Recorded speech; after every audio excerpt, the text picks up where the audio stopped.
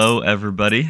Welcome to another episode of the Crypto Archives podcast. Today, we have with us a longtime builder on Arbitrum and main main comms man from Camelot, Mr. SirBootsOfIron.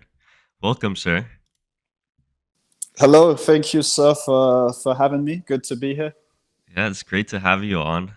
Obviously, you're a pretty big voice in the Arbitrum space, and especially on Camelot. So, it's always a pleasure to have people like yourself on. And I thought we could get into questions. So, if you don't mind, I'd like to know about how you got into crypto and what has your story been. Sure, yeah. To be fair, I normally go straight into Camelot, so I have to remember my own story for Yeah. once here. But but no, for me, I mean, obviously, I'm mostly anon here, but I guess I can dox some parts.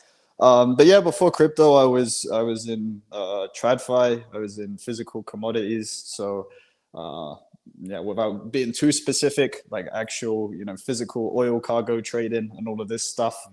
Mm. I started that when I was quite young. I never really studied or had any formal experience, and somehow ended up in that world and just sort of hustled my way through it.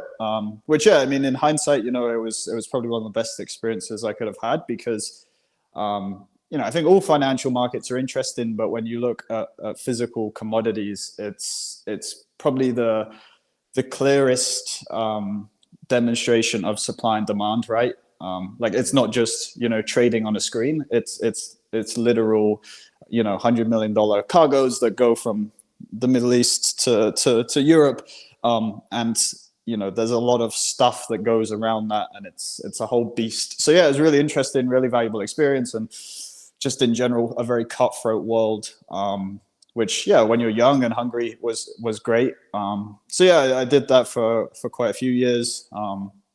And yeah, always obviously heard of Bitcoin and crypto and things like this. I'm pretty sure I bought Bitcoin when it was very, very low, and that was for entertainment purposes. And so I didn't make the wise decision of actually investing, but like I was just playing around with it. As I think when you're young and you learn how to torrent stuff and play Right. games and stuff like this. I mean, the usual cliche RuneScape stories of all of this stuff. I think a lot of crypto people have in common. So yeah, I mean, obviously, always very deeply in the markets, just through my early career, and then yeah, just ended up becoming friends with people that were building some projects, and that kind of made me dive deeper into crypto. And then, long story short, I went from a very big oil company to a quite small one, and that basically the trading desk blew up. So then Mm. I thought, okay, fuck it, I'll try something new, and then started to get into crypto and explore it, and yeah, then quickly realized that that's where I wanted to spend all of my time. Mm. And then yeah, a few different things in crypto, really. A lot of stuff in Polkadot and Cosmos. Just really trying to explore many different things, and then yeah, that slowly sort of turned into to Camelot, and finding the other co-founders, who we're the core team now. We kind of found each other through fate and through chance, and that gave birth to really Camelot. So yeah, I mean, it's been a few years, but I definitely started in TradFi and slowly lost a lot of money and worked my way through it, really. I think that's a very common story, honestly, but very cool. And what year did you get into crypto, if you don't mind me asking?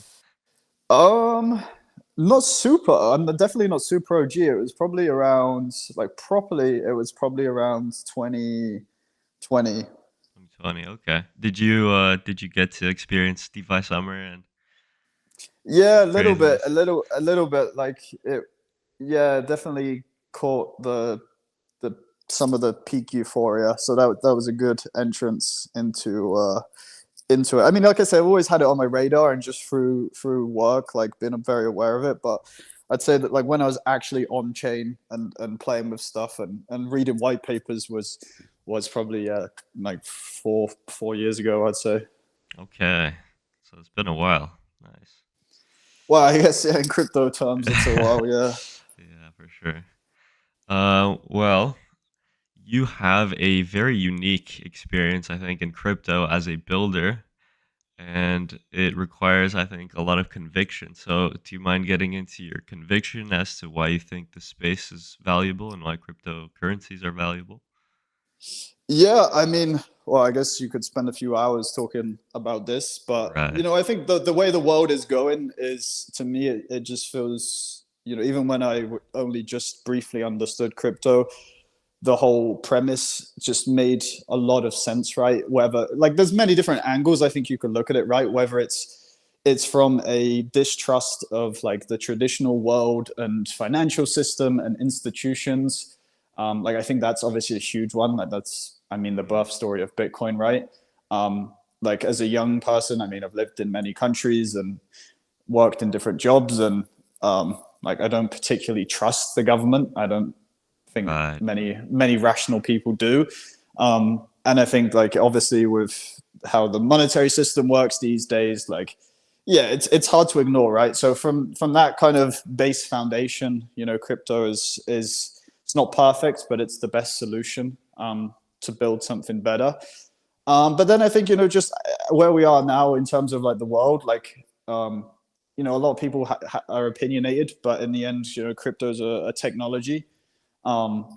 and the world is already digital, right? Like, I mean, somebody else has said this before, but like currency or money is already digital, right? Like, if you go to a lot of Right. countries, especially after COVID, like you can't actually use cash, right? So you either have a choice: you either choose a digital currency that's purely, centralized and government controlled, or you choose crypto, right? So like we're not kind of in a world where like there's another paradise. Like Right. we're already at the point where you have to choose, right? So yeah, and I think also just especially now as you kind of look at the direction of tech and trends, Mm.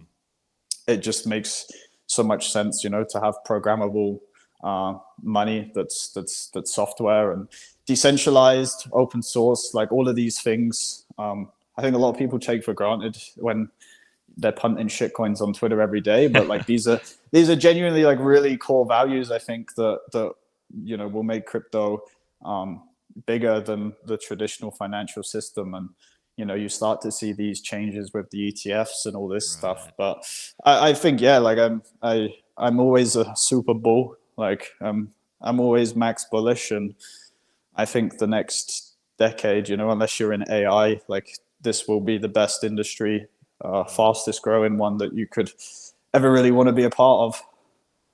For sure, for sure. Yeah, I think it's important to kind of mention conviction in all these interviews because there's so much like negative sentiment, and it really gets to people who are just full time speculating. If prices are down Yeah, or we're in a it's chop, like people's minds just go to complete garbage. So always good to remember why you actually value the space and working here.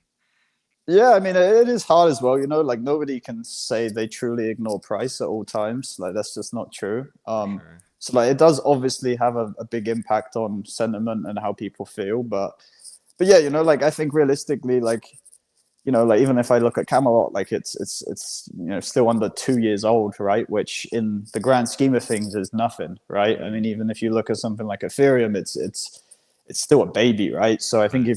if you put into context, what's actually happening and how fast it moves, it's pretty insane, when you actually kind of take a step back. So Absolutely. Yeah.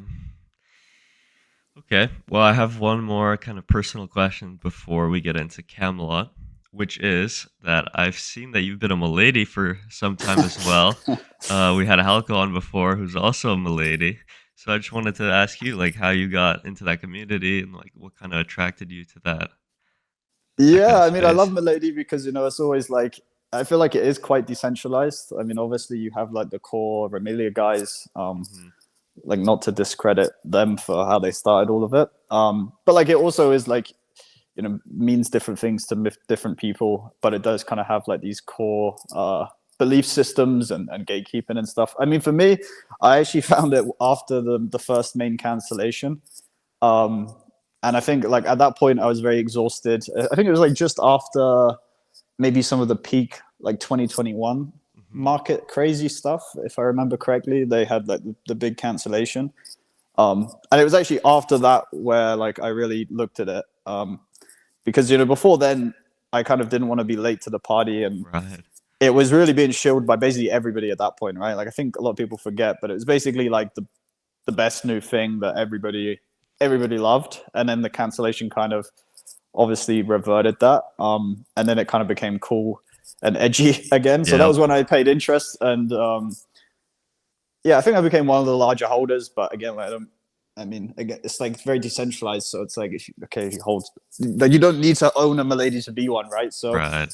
but to me, like it was just they were talking about things, and especially like the Charlotte Fang Substack articles, they were talking about things in a way that I've never seen people really talk about them. Like Hmm. especially with all of like the accelerationist sort of thoughts and just the way they were writing, but like just this very basic idea of like internet culture, and even Right. the idea of like the internet is always viewed like so inherently negative, right? Like Hmm. it's often discussed as like a bad thing, and just to see people talk about the idea of like, oh, the internet can be beautiful, and like the concept of like the Right. posting can be art, and like the culture and the art is the network, right? Like these are quite, I mean, they sound quite esoteric, but I think if you spend a lot of time on Twitter and you're doing all this stuff, like it does make sense, right? And yeah, like that really struck a chord with me. And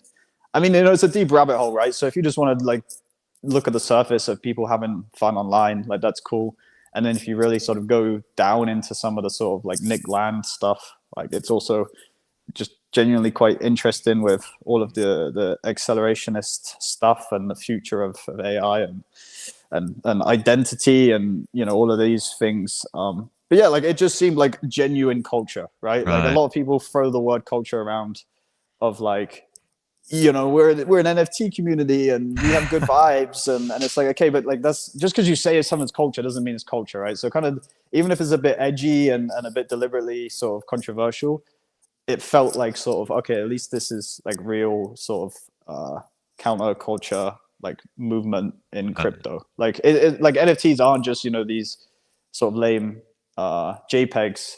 They can actually be something quite cool and artistic. So yeah, like I mean, For not to sure. go on for forever, but yeah, like it just seems super unique to me, and like it attracted also so many other cool people. Um, it's just fun. Yeah, like shit posting. Like I'm pretty sure like I have many milady alts, but I'm pretty sure Iron Boots started as a milady alt. Um, like it's just fun to milady post. Like Yeah, I for think sure. the simplest form of it is like you should just have fun online with your friends. That's a great value to have, core value. So, and yeah, the thing about culture, I think for sure, like Milady community, out of any NFT project that I've seen so far, was the best at like actually capturing a community and building out like a culture and a place where people really like did stuff together. Yeah, and There's I think one thing I always used to say of like um especially in the early days as well, where it was like, if other NFTs went to zero, like nobody would care right, about them anymore, right? Like nobody would be posting about them anymore. Like if Milady went to zero, you'd still have people schizo posting, right? Like you'd exactly. still you'd still have people like Milady posting in that style and like doing the typical Milady things. So like that was kind of like the simplest sort of explanation to myself of like why it was like a bit more Right, right. substantial than some of the other sort of bullshit. So yeah, and I mean like they're everywhere, right? Like Yeah, I think that's a testament to kind of the people it attracts of just everywhere you look there are miladies and in every project doing everything, and especially with like the meme coins now, right? Like with the right, Remelios, like you know they were definitely like the hardcore people who were behind Pepe and Mog and all of this stuff. for sure. So yeah, I think just like super native, internet native, like like very deep cultural roots in this space, which yeah, it's cool. Absolutely. Very cool. Very cool. So I think we can transition into some questions about Camelot and also Arbitrum. And I wanted to ask, why did you guys choose Arbitrum as the chain to build on when you did? Sure. So, I mean, the very very early lore, which most people forget these days, is the very first version of Camelot was actually called Excalibur, and it was on Phantom, like way back in the day. So that was good. Obviously, the bad part, or the unfortunate part, was that it was basically an official partner of Terra. Oh, okay. So like a large part of the model was around UST and sort of bringing UST to new ecosystems. So basically, it got wiped out very quickly when Terra exploded, and that kind of again at this point, like the whole thing was pretty much like self-funded. So like obviously it's unfortunate when like situations like that happen. I mean, it's outside of your control, but it was more so, excuse me, it was more so a question of like for the team and especially like the developers of like, okay, fuck, we've already invested time and effort into this. Like, can we even build something new Hmm. and take it somewhere else, right? So that was a much bigger existential question of like do we go back to a normal job after this, Right. um, which I mean, a lot of people got caught up in Terror, right? Like it Mm. really did wipe out a lot of teams and projects that have all sort of now pivoted or reinvented themselves. So anyway, that was kind of like the birthing point of Camelot, and the devs like took some of the initial concepts and basically reworked them. So it basically was a brand new protocol at that point with a lot of new features, especially around the tokenomics. Like Grail, I still think is one of the best like Dex tokens, Hmm. like with the Grail X Grail locked model.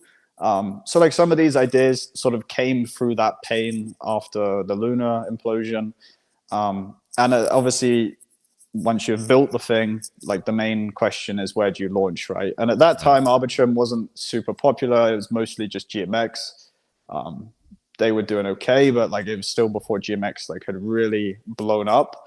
And there were other ecosystems. I think Avax sort of obviously kind of had their initial run up. Phantom had like slowed down as well since after the Solid Leaf first Right. wave. Um, Polkadot was kind of doing some things, Moonbeam, and all of this stuff. But to be honest, like nowhere really looked that interesting. Arbitrum at least gave off the impression that it was genuinely quite organic. Hmm. And also one of the main factors is it didn't have a native Dex at the time, which obviously for Camelot, like Camelot is literally built around the concept of being a native Dex. So that's really a key Right. factor because if Camelot goes to Avalanche, well, then you're competing with the incumbent native decks, and kind of you're already fighting an uphill battle from launch, right? So at least on Arbitrum, Uniswap was already big and had a lot of TVL, but at least we could still kind of carve out the corner of being native. So Hmm. yeah, that was kind of the initial impression. Like GMX definitely was like the flagship protocol at that point. The fact that there was no other native decks, and the fact that it just looked like genuinely quite organic. I guess those were kind of the main factors, really. Hmm. Okay. And now that like you've been on Arbitrum for some time and you guys have had some history with the chain and the whole governance process as well, getting funding from the treasury, the Arbitrum people themselves, what still gives you conviction to continue on the chain? Yeah, I mean that's a good question. And I would say these days Camelot is relatively unique in that we are 110% in just one ecosystem, right? And Right. if you look at pretty much every other big protocol on Arbitrum or most other chains, like they are in multiple places, right? Whether it's, I mean, even GMX is also on Avalanche.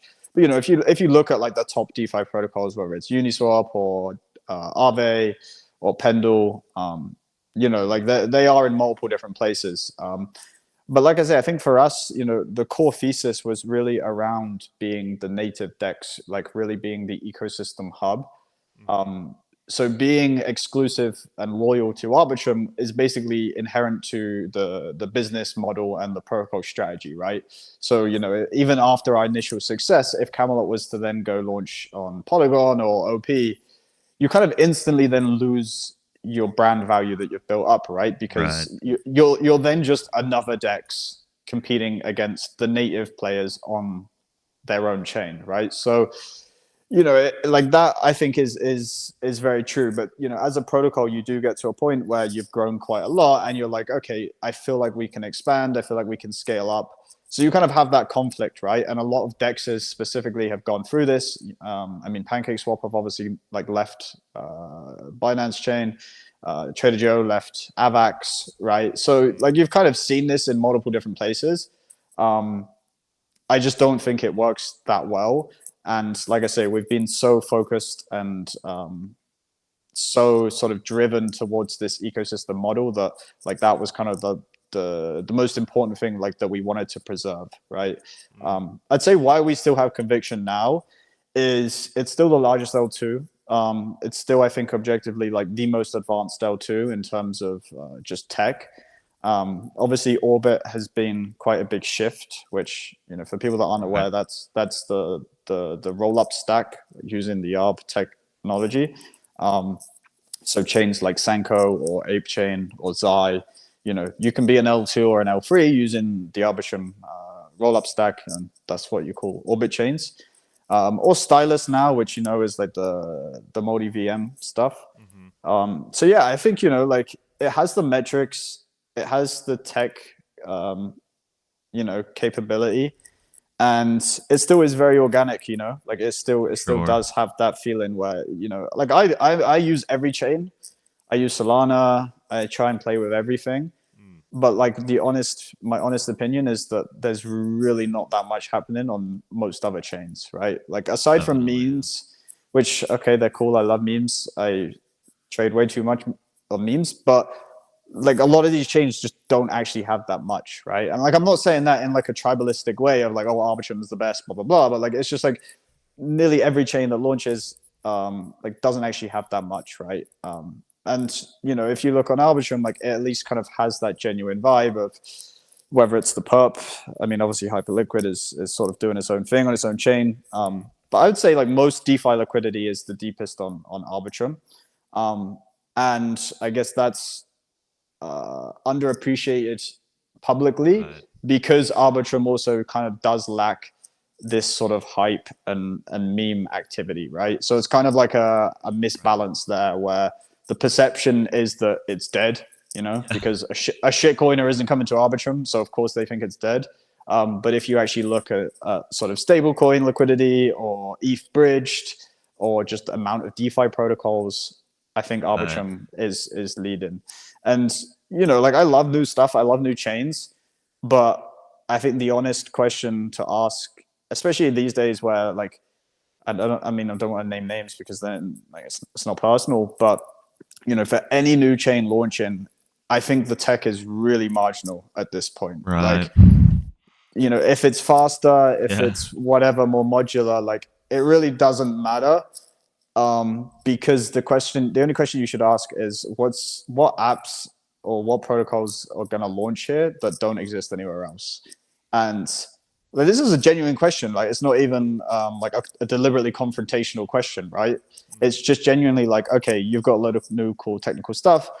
Like, what new is actually going to be built with it, right? And the truth is, like, 99% of the time, it's another Dex, It's it's the another same pub. things. Yeah. Yeah, and like I guess you could say that about a lot of different places, but I think that will never go away because everybody wants to hunt the latest new thing, right? It's For driven by sure. speculation, points, all this bullshit. But I think like from our long term perspective, it's like I'm a massive ETH bull. I love ETH. I think it's really going to be one of the best assets for the next 25 years. I think Arbitrum is the best L2 to help scale ETH. Mm. And like that's kind of the core part of the thesis. I think in a market where everybody is so distracted to try and move to the next hottest chain every other week or month, it's a genuine advantage to say, nah, we're actually going to be like long term here, and we're actually going to like, plant our flag. For Um, sure. which I think, yeah, is becoming increasingly rare, right? Mm. And you do have to kind of combat a lot of noise and a lot of distractions, right? Especially when you see these new chains and they do blow up and they get a lot of hype, and especially when base first launched, right? A lot of Arbitrum Yeah. builders were looking around thinking, oh shit, should we move there? And like I say, like for a lot of these protocols, like they can be cross chain and it's not a bad thing. But for Camelot, like um, as it stands right now, like we're so intrinsically and deeply linked to Arbitrum that yeah, you can't really separate the two at the moment. Yeah. I always think to myself when I see like all these new projects that are just mostly vaporware, but they get so much attention, so many people like interacting with them and buying their coins. Like in the back of my mind, it's like, oh, these poor builders on like Arbitrum, where like nothing is happening really. I mean, they're Yeah, I building mean, good projects, but they have to just watch this at all times, and it's like it's not the greatest for the yeah, mind. But I think that's the hard part, of it is a balancing act, right? Because if you're a builder and you just say, "Oh no, we're only going to focus on the next 2 5 years," right, um, like you can't just do that. You do have to be focused on like short-term attention as well, right? Like it is a holistic balance, right? Of you do need actual traction and adoption and awareness today, but like I think fundamentally you do have to be focused on the next couple years as well. And I think the truth is like 90% of chains will disappear, 90% of projects will disappear. That's just how it goes, if you look back through the past years or the past cycles, that's true. And I think it's true of almost any industry, so yeah, it does take some level of delusion to be like, okay, we're going to be the ones that survive. um, but that's the game, right? That's life. I yep, think that's just life. Like you either believe in it or you don't.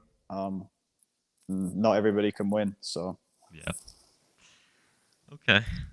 Um, Next, I wanted to get into Camelot a little bit and just ask you about the experience that you guys have had building out Camelot and competing in the dex space. How has it been trying to get market share on other dexes? And do you think it's still like possible for new dexes to come about and actually gain like significant market share? yeah, that's a good question. I think when we first started, we were very deliberate in our intentions, right? We said we're not going to compete with Uniswap on day one. We don't have the TVL, we don't have the liquidity.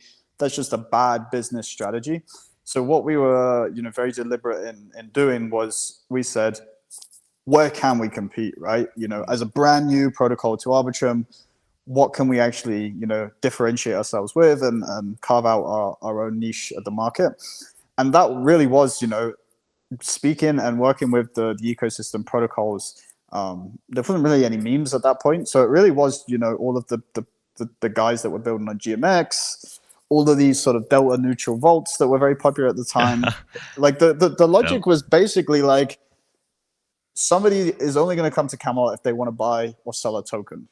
So for us, the most important thing we can do is make sure that as many tokens as we can get are only on Camelot, right? Because if a token is only on Camelot, it doesn't matter if you want to use the app, you have to use it, right? And this was like a very basic point that I would say drove our initial success, because we just very strategically went out there and said to teams like, look, we want to give you as much value as possible if you only work with us and have it on Camelot, right? And the pitch was very genuine. It was like, we're not just doing this for our own business model. Like we're doing this because you get value out of it as well, right? So in the early days, we really were making sort of um, direct partnerships or agreements. There was no rule book. It was really just going to these protocols, being like, look, like what do you need? Like what will convince you to come to Camelot as a new protocol? Like how can we get your liquidity just on Camelot? And in the early days, that was enough to compete, and that sort of bootstrapped the initial growth. But like even today, that principle still holds, right? Of Mhm. if we can make sure the token is only tradable on Camelot, then you know, for a user, that's all that matters. Right. And then, as we started to get scale, we could actually then start to think about, okay, well, how do we, start to attack Uniswap with a bit more general volume?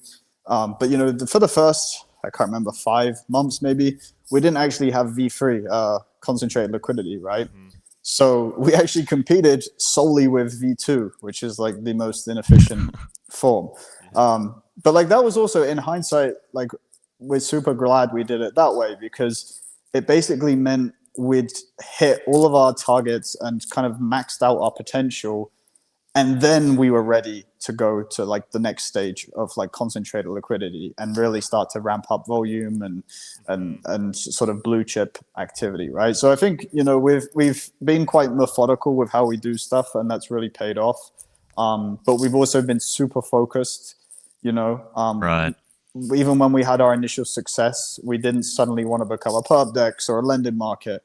Right. Like we literally, like, even now today, we literally are still super focused and committed to, we're the native dex. We support builders, we support tokens of the ecosystem protocols. We try and give as much value as we can to these protocols. In return, they work exclusively with us. And that's kind of it, right? We build the best spot liquidity infrastructure.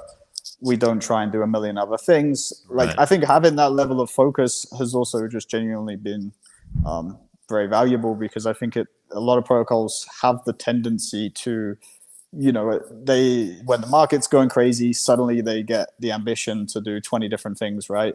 And I Mm-hmm. don't think that ever really works out well. So I'd say, yeah, just like that hyper focus of sticking to the long term goal and just really grinding away at it. Mm-hmm. Um, and then I would say as well, just how we've structured things and how we launched the token have genuinely played a big role in how we operate as a team, because we never took private money or VC funding. And, the token has always kind of, since day one, we've tried to generate real yields and distribute those back to token stakers. Mm-hmm. So what that does is, when you start day one with that mentality, it forces everything you do to revolve around that, right? And be aligned to that. Like, I'm not saying raising money is a bad thing, but when you've raised 5, 10, 20 million, you naturally subconsciously have a very different mentality, I think, For than sure. when you're like, okay, shit, if we don't succeed and get this to work, like, we don't have anything, right? So Right. that kind of struggle was good for us, because it meant that we were very, very hungry for it. And like, now a lot of them are dead, so people don't even remember or realize it. But especially in the early days, like, every new week there was a dex coming up on Arbitrum, and like Yep. the amount of times I heard like the Grail killer or the Camelot killer, or like Camelot's just a fork of something else. Like, why do we need another fork? Like, the amount of times I heard that, yeah, like, obviously now, like, people just see us that we've done quite well, but yeah, like, in the beginning, it definitely wasn't like accepted that we're just suddenly the native dex. Like, it was a Right. decent fight. But like I say, I think we're good operators. We're great at execution. We're very lean, and we just stayed super focused. And yeah, to be honest, in the first year, there was maybe like, the team was like less than 4 or 5 people, which Mm. is pretty wild. Pretty small for crypto. Yeah, Yeah. yeah, but like, it also, and obviously you can't burn out, but it meant that we just had this. I mean, obviously we work very well together, and I think we complement each other very well. But it just meant that we had this like pretty high level of efficiency, right? So Mm. if I'm speaking to a new team about a partnership, or some dealing with some of their liquidity, you know there's no like 5 layers of team to then go through. It's like, Right. if we want to do something, we have a discussion about it, we decide what works, and then we do it. Mm-hmm. Like, the same person, which well, it still is me, but if we're having like a BD or a partnership conversation, it's a conversation. We hash out the deal, we decide the terms, and then we make the tweet. Like, when it's 3 or 2 of you doing that, you can do the whole like sequence in an hour or two, Mm. right? So like, that ability to move fast has obviously been very valuable. And like I said, I think also just the fact that when you're very lean, you don't have the luxury of working on 10 million different things, right? You really have to Sure. prioritize and focus. And yeah, now we're at a very different point where we do want to scale up and we do want to expand, but we've really kind of again like maxed out our potential beforehand, right? Like Mm. it's I've been at other projects and stuff before where they have raised 40 million and hired 50 people before they even have a product out. Right. And so like they're both different extremes, but I can bet my money on which one works more most of the time. For sure, yeah. Yeah, and you guys at Camelot are now in a pretty unique position where you've had a decent amount of success. You've become established as the core DEX on Arbitrum. You have a lot of the deepest liquidity for Arbitrum native tokens. So the question becomes, what does the future look like for you guys? Obviously, you also mentioned that you're expanding to orbit chains, but just maybe walk us through what the future of Camelot looks like and what the strategy for growth and continuing to dominate on the chain might look like. Yeah, yeah, for sure. I mean, yeah, I think the first, like I said, the first 6 months probably was really just cementing this core concept of being the native DEX. Um, then kind of the next stage was extending that to more general volume, right? Like more blue chips as we launch concentrated liquidity.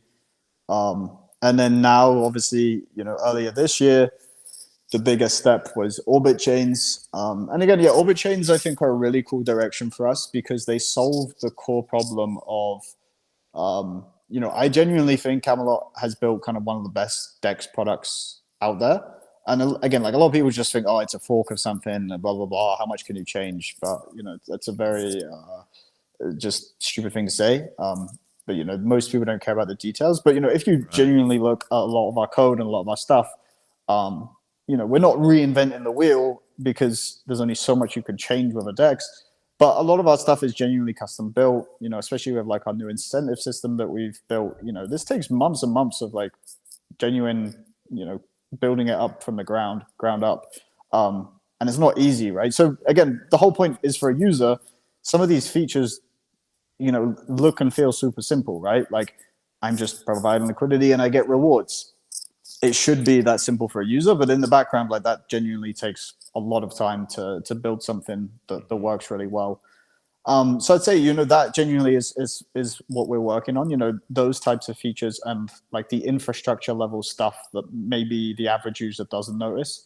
Even for orbit chains, right? Like as we've expanded to orbit chains, a lot of people just look at that and they look at it today and they say, these chains are doing no volume, it's Mm. bearish. Why are you doing this?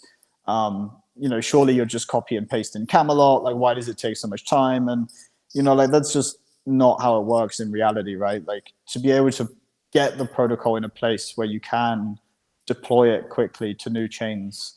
Like, again, that takes a lot of work. Like you really have to, redevelop a lot of stuff and rebuild your deployment pipeline and all the things like this. But anyway, I think back to the point of orbit chains, it's like this. There's now this core thesis that we have very strong conviction in, and that is you are going to see an explosion in roll ups in app Mm. chains. Like this is app chains have been going around for years, but now you've really seen a big shift with like the large L2 stacks. So obviously you have Arbitrum Orbit, you have the OP Superchain, everybody's doing it, and you now have like all of these roll up as a service providers, Hmm. right? And it literally costs $1,000 a month and very easy to now have your own L2 or L3, right? So if you Right. compare this to a couple of years ago of like bootstrapping your own validators on a Cosmos chain or doing your own Polkadot Pirate chain, like the difference is like night and day, and everybody wants to do it on EVM anyway. So like that kind of has like ticked the box of actually like solving kind of the infrastructure problem of app chains, Hmm. and that is also why you've seen like many launch, right? So yeah, we're super bullish on app chains. Whether people like it or not, it's going to happen. You're already seeing it. Like the numbers keep increasing. And then the second point to that is that Orbit is objectively kind of one of the best roll-up stacks. It doesn't have the brand appeal, I don't think, of the OP superchain, and obviously Right. they have base. So I think OP are really strong with the big brand names and the big tickets. But I think objectively, like Orbit is the best roll-up stack. So yeah, like when you put it those two core points, we're quite confident to bet on these Orbit chains. Hmm. And then the thesis there is like, okay, if there's 100 Orbit chains, maybe 5% of those chains account for all of our volume, right? Right. It's not like we're saying 100 of these rollups are all going to be bullish and all going to be doing great. The whole fact is that we need to scale up to most of them, and having the Camelot infrastructure there does provide them with some value, right? Even if it's just for memes or for in-game tokens or for stable coins, like having a DEX there like does offer real value. Hmm. There will be a handful of those chains that blow up, whether it's Ape Chain or Sanko or whatever. Like a couple of them will be really successful. And then kind of the third point, which is what we're working towards more now, is by being on all of these, we're very uniquely positioned to create this network out of them all, right? Hmm. The problem at the moment is, even if Orbit is the best roll-up stack and you're having hundreds of these roll-ups being built, they don't feel like one ecosystem, right? They are quite genuinely fragmented, and to reduce or to solve the fragmentation is not just a technical problem. And I think that's kind of there's a lot of debates about this now, right? Where it's like, oh, L2 fragmentation, cross-chain bridges, interop. Everybody's got a different solution. But I think from our perspective, what we're going to do is we're going to take the best cross-chain solutions and we're going to build the product and the ecosystem around it, right? Hmm. The whole point being, like I say, if Camelot is literally the only app on all of these Orbit chains, well, then letting users bridge and do cross-chain swaps from Camelot directly, that is really what makes it feel like a network, right? Like Right. how do I make it feel like Sanko is part of the same ecosystem as ApeChain? Because at the moment, you might not even know that they use the same tech, right? Right. Like you don't even know that. Like maybe there's going to be people on ApeChain that don't even know it's an Arbitrum L3, right? Maybe so. Like that's kind of the more holistic ecosystem problem that we want to solve. And I think we capture genuinely quite a lot of value from that, because not only do we have the cross chain volume, like we're going to have volume on these chains from people trading, Hmm. but I think we also position the app to be sort of the portal, like the front end to actually explore all of these chains, right? Right. And in the end, like nobody can predict the business model of DeFi protocols in 5 years. Hmm. But the one thing you can put all of your money on is the user flow is really where most of the value is, right? So if we can really make the app the best way to explore all of these chains and the best way to trade across all of these chains and bridge across all these chains, that to us is kind of like the most valuable thing we can be working on. Um, and like I try and emphasize when I talk about this stuff, um, the point now is that we're positioning, right? Mm. So like it doesn't matter how much volume we're doing right now, whether it's a couple 100,000 a day on Orbit chains or if it's a few million. Like it's less than 1% of our total volume, right? The whole point is that we're positioning so people already see Camelot as the first protocol on these chains, right? They see Camelot Right. as the first kind of team really trying to push this Orbit network. I mean, we literally rebranded a couple of weeks ago to the Orbital Liquidity Network, right? And I think that like literally sums up what we're trying to do. So yeah, it's a new direction. It's still super aligned with our core vision of supporting Arbitrum, of being this core spot liquidity hub, and it just opens up a lot more doors. Like I say, I think one of these chains is going to blow up, whether it's Ape Yeah. Chain or Sanko, it's probably a couple. Um, that is genuinely going to bring good volumes, but there's still a lot of value in just creating the network and having the user flow. And at the end of the day, like nobody can predict Right. when there's a tier one L2, right? Like nobody can predict when BlackRock want to build an orbit chain or I don't know. But you know what I mean? Like that's Yeah, kind yeah, of yeah, for like sure. you only need one of that caliber to Get the value make from building yeah, that up. exactly. Like if you have one that's that size, like a Coinbase, a base equivalent of Arbitrum, Mm, like that pays for all of the rest, right? for And sure. the rest still give value. So yeah, it's still early. I think in the next 6 months it's going to change a lot, and it's going to be really cool to see. So we're making a bit of an early bet, Yeah. but yeah, I think it's fun and it's exciting. I think the signs are already there that it's moving in that direction, right? Mm, Um, so yeah, it should be good to see. very cool. Yeah, it makes a lot of sense to be honest, and I'm I'm really excited to see what comes out of orbit trains. So Yeah, it's like people, like I say, people like are so used to just looking like at something today and then forming an opinion on it, right? right, Whereas I you have think, no vision. Like yeah, and it's just like even if it's like from a pure investment point of view, like everything you look at, you should be valuing in the context of like what's it going to be doing in the future, right? Like mm, what are they working towards? I mean, like unless you're a pure fundamental investor, which nobody is in crypto, like that should be kind of your mindset with everything, right? So yeah, I think like I think Ethereum, like I said, I love Ethereum. I think everybody's a bit confused, debating L2s and the mm, roadmap and all this stuff. But the truth is, like, the market will decide, right? And right. the market is already deciding that people want to build app chains and L2s and L3s.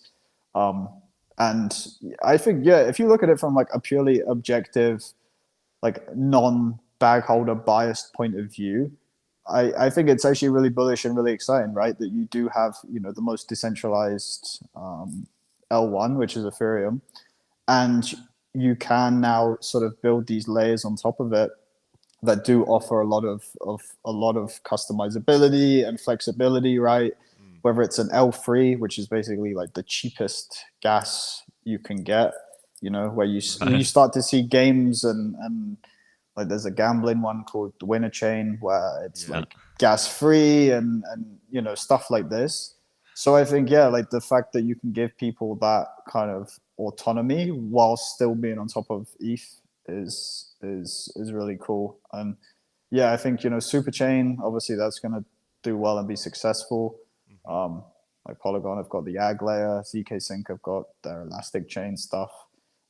I think between OP and ARB, that's where like 90% of the activity will be. And yeah, I think we're quite excited to sort of lead the way for Orbit, really. So For sure. um, yeah, I think it's going to be one of those things where like it doesn't make sense until like either there's Until a it does. until Yeah. there's a hugely popular one or until people make money from it. Like Hmm. I think if you want my honest opinion on Arbitrum, I love the chain and we love building there. I think the reason why its perception is like bearish or like dead is just because people haven't made money on the chain, Yeah. right? Yeah. For Basically, sure. since the airdrop, there hasn't really been any sort of native tokens that have gone crazy. There's no memes on the chain. So like the average user, their opinion is very closely linked to their bags, right? Right. Right. And like nobody holds ARP token. I'm going to be honest. Like, the Yeah. average degen doesn't hold the ARP token. So even if it goes up, it doesn't have this trickle down effect that you see on like Solana, right? Where Yeah. when Solana pumps, like everybody holds Everybody Solana, makes right? money. Yeah. It's you need to hold it, right? So it kind of has these different dynamics that I think have explained it. But like we're also trying to like help this, right? Like, I mean, Boop is the main meme on Arbitrum. Like Mm, we're very supportive of that. But we've also now incubated kind of like a very fun meme gamified protocol that's going to launch this week, called Goo Factory. So okay. yeah, like we're very close to the ground. We're not. you know, I really dislike theory. Yeah. I think way too many people spend like weeks and months and years in theory for shit that nobody wants to use. So Right. I think we're quite critical of like ourselves and of the ecosystem as well, you know. So like when other chains are doing really well, I don't think it's like we're patting ourselves on the back, being like, "Oh, we're the most organic chain, though." You know, we've got the Hmm. most ETH bridged. Like, I think we're still very realistic, and um, like I said, I don't think you get that awareness in other places, right? If you look at Polkadot, like, do they think they're doing well? I don't know. You know, like they'll come up with a Right. reason for it, but like I don't think they have that level of just um, yeah, I don't know. Like I don't want to make it sound like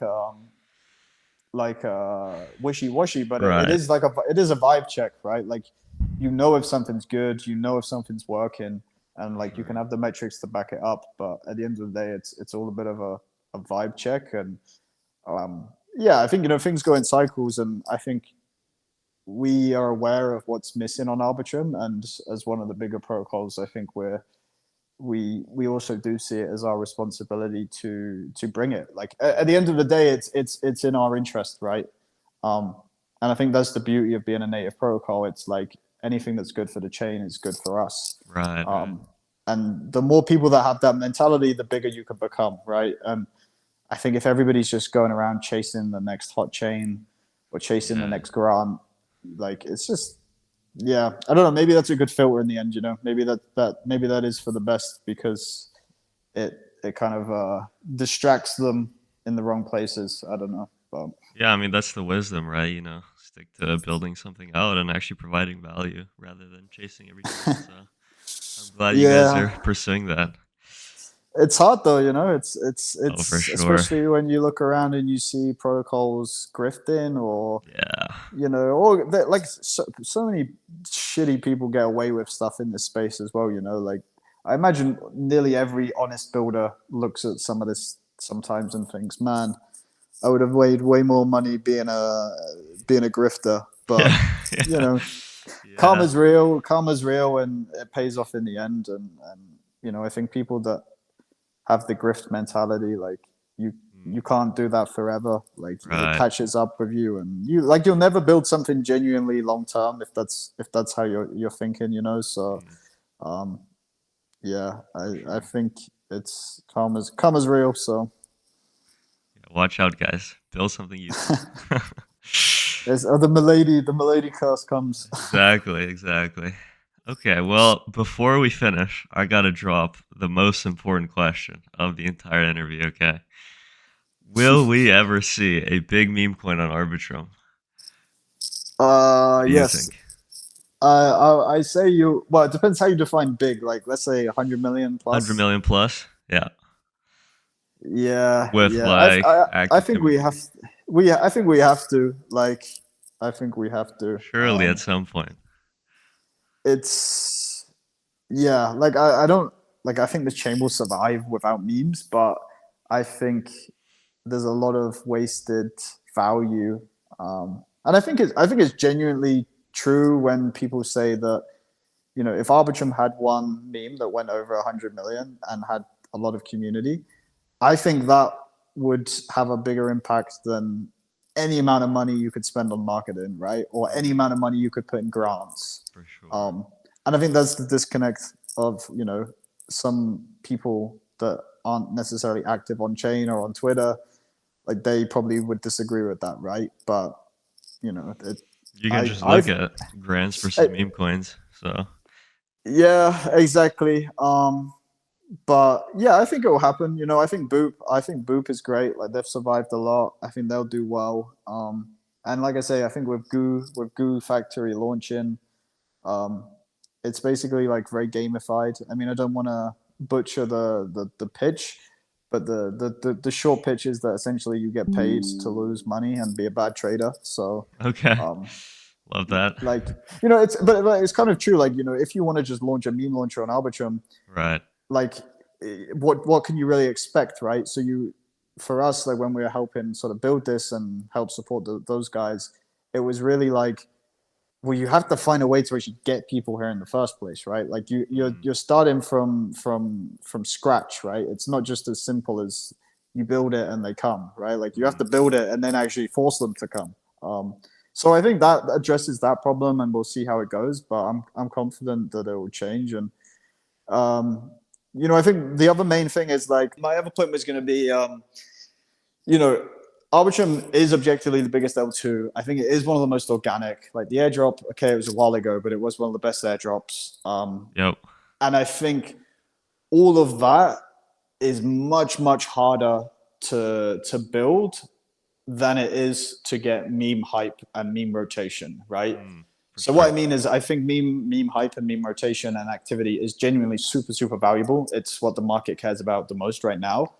But if you take two chains and you say like, look, like you can have one chain which is the biggest, most advanced L2, doesn't have any memes, or you have another chain which is complete trash vaporware that has a load of memes. Like it's I would probably choose the first one and then try and add memes there, than Right. choose the second one and try and add all of the fundamental structural stuff, right?